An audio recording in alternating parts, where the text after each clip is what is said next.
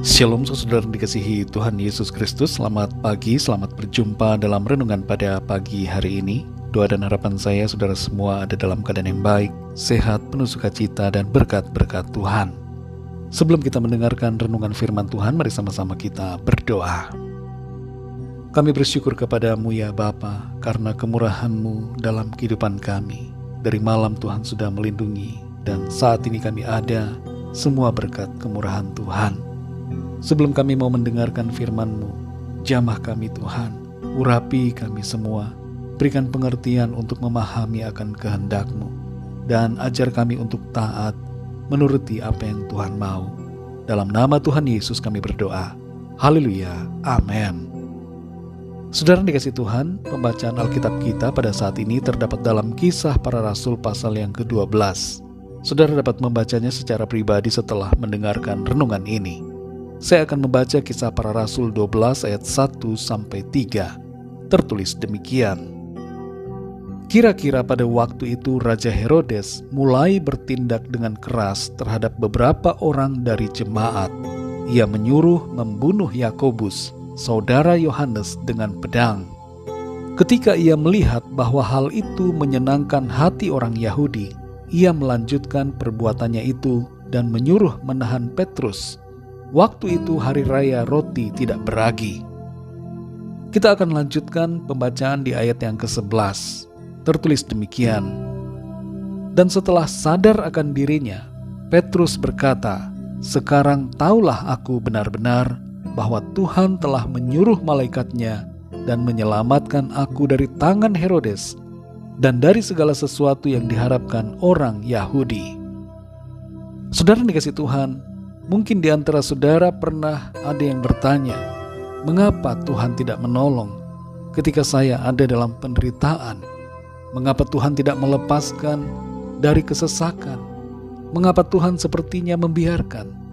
Dan mungkin ada berbagai pertanyaan serupa lainnya yang muncul dalam pikiran saudara. Pertanyaan yang demikian juga dapat muncul ketika kita membaca pasal 12 dari Kisah Para Rasul ini, khususnya dari ayat 1-19. Di sini ada dua orang tokoh murid utama Tuhan Yesus yang disebutkan, yaitu Yakobus, saudara Yohanes, dan Petrus. Kedua murid Tuhan Yesus ini dipenjarakan, hanya saja tidak dalam waktu yang bersamaan. Tapi akhir dari pemenjaraan mereka berbeda.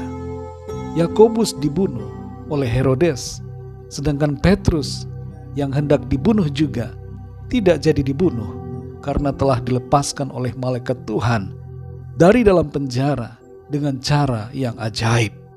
Secara sederhana saudara, yang muncul dalam pikiran kita adalah Yakobus tidak ditolong Tuhan, sedangkan Petrus ditolong Tuhan.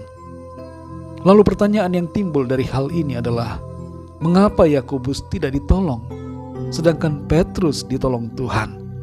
Apa yang membedakan keduanya? Apakah Yakobus kurang iman? Apakah Yakobus kurang didoakan oleh jemaat? Kita tidak menemukan jawaban secara spesifik dari Kisah Para Rasul ini tentang apa yang terjadi pada Yakobus yang dapat menjelaskan berbagai pertanyaan mengapa itu. Hal ini adalah misteri bagi kita semua. Seperti halnya juga misteri yang seringkali terjadi dalam kehidupan kita sehari-hari. Ada hal-hal yang tidak dapat kita mengerti dan sulit untuk dijelaskan. Ada hal-hal yang kita ingin tahu jawabannya, tapi kita tidak menemukan. Yakobus adalah satu dari sekian banyak martir yang mati karena iman mereka kepada Tuhan Yesus. Sebenarnya Petrus pun pada akhir hidupnya mati disalibkan secara terbalik. Hanya waktu yang membedakan antara Yakobus dan Petrus. Yakobus lebih dulu, Petrus belakangan. Dan kita membaca dari pasal ini saudara, bahwa Herodes pun, raja yang menyuruh membunuh Yakobus, akhirnya mati. Semua orang akan mati secara jasmani. Namun ada perbedaan bagi orang yang mati dalam Tuhan dengan orang yang mati di luar Tuhan. Kematian orang yang beriman adalah kematian yang berharga Dan kematian itu sendiri bukanlah akhir, melainkan pintu menuju kepada kekekalan dan pintu menuju kebahagiaan bersama Tuhan untuk selamanya. Sedangkan orang yang mati di luar Tuhan, yaitu yang mati dalam dosa-dosanya, baginya sudah tersedia kebinasaan kekal sebagaimana dikatakan oleh firman Tuhan. Saudara dikasih Tuhan, kembali kepada pertanyaan mengapa Tuhan tidak menolong. Kita semua akan mendapatkan penjelasan yang sempurna saat kita berjumpa dengan Tuhan. Sekarang ini kita masih samar-samar dalam mengertinya. Tuhan itu adil, saudara, dalam segala karyanya. Daripada kita terus-menerus terjebak dalam pertanyaan seperti ini, mari kita ubah sikap iman kita kepada Tuhan.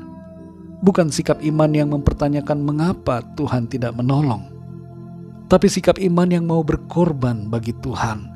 Sikap iman yang mau setia apapun yang terjadi, yang rela menderita, pikul salib dan menyangkal diri, seperti halnya Yakobus dan Petrus serta para murid lainnya.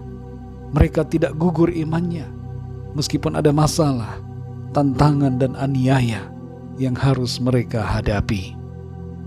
Saudara yang dikasih Tuhan, dalam masa-masa menjelang Paskah ini, mari kita kuatkan hati kita untuk selalu percaya kepada Tuhan. Meskipun situasi nampak tidak mudah, mari tetap setia, saudara, walaupun terkadang kita tidak mengerti.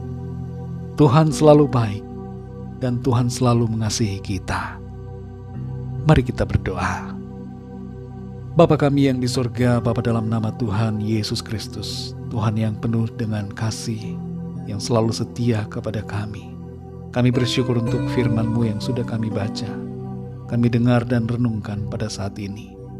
Kami seringkali, Tuhan, memiliki pertanyaan-pertanyaan dari kebingungan kami akan situasi dan keadaan yang terjadi. Terkadang kami tidak mengerti mengapa Tuhan sepertinya tidak menolong kami. Mengapa Tuhan sepertinya membiarkan kami.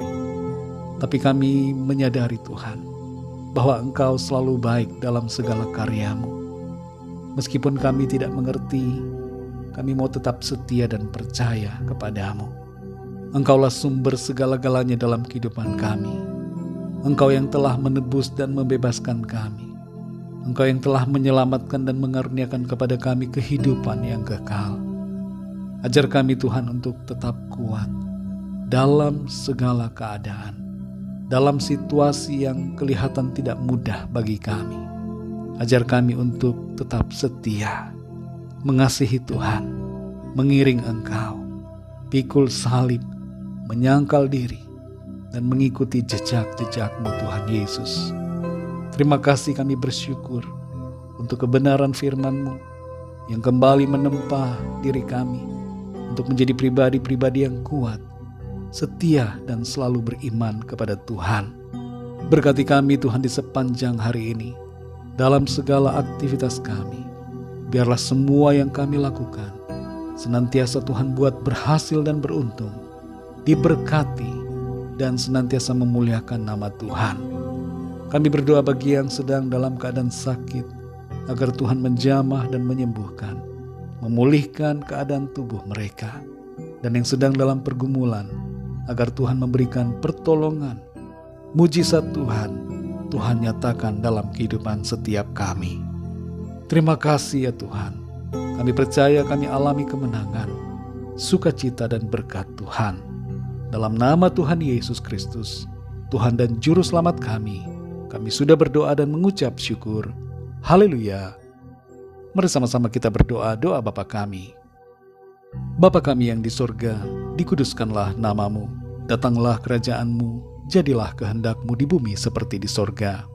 Berikanlah kami pada hari ini makanan kami yang secukupnya, dan ampunilah kami akan kesalahan kami, seperti kami pun mengampuni orang yang bersalah kepada kami.